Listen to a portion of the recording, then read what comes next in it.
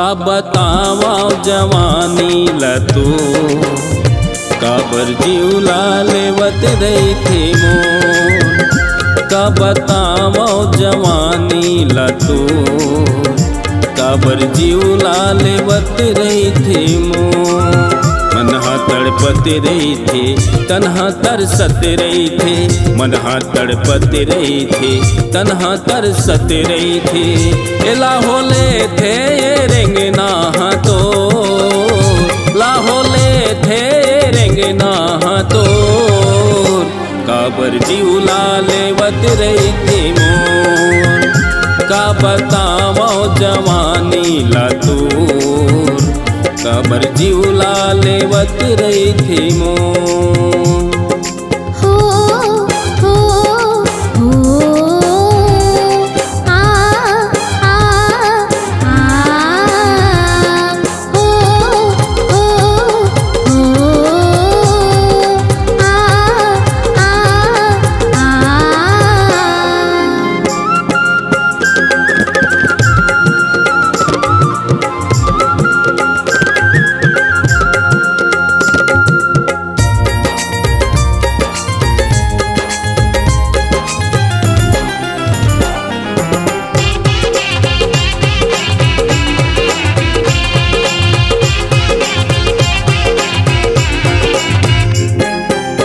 जाथस नहाए बरता कनिहा डोलत रही थे, झुन झुन झुन गोड़ी के तोरे पैरी बोलत रही थे।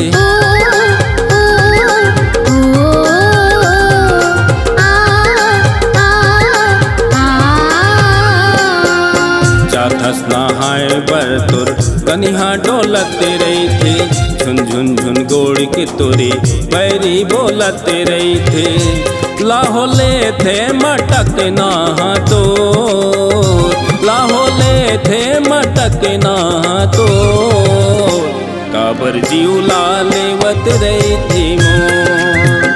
का बतावा जवानी लतू काबर जीवला लेवत रही थी मोर।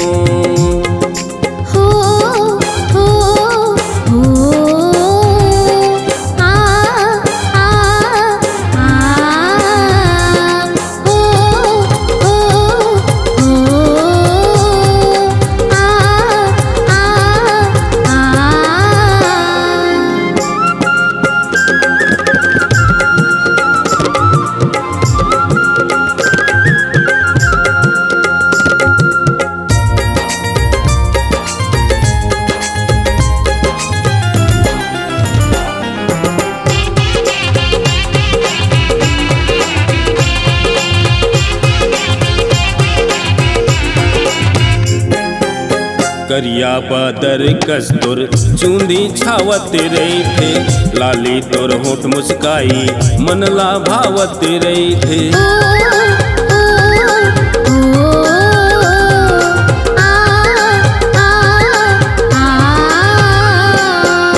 करिया बादर कस्तूर चूंदी छावत रही थे, लाली तोर होठ मुस्काई मनला भावत रही थे।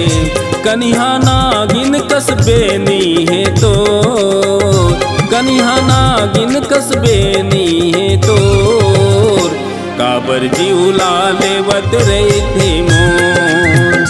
का बतावा जवानी लतू काबर जीवला लेवत रही थी मोर। मनहा तड़पत रही थी तन्हा तरसत रही थे, मनहा तड़पत रही थी तन्हा तरसत रही थी। लाहोले थे रेंगना तो, लाहोले थे रेंगना तो काबर जीवला लेवत रही थी मोर। का बतावा जवानी लतू काबर जीवला लेवत रही थी मोर। काबर जीवला लेवत रही थी मोर।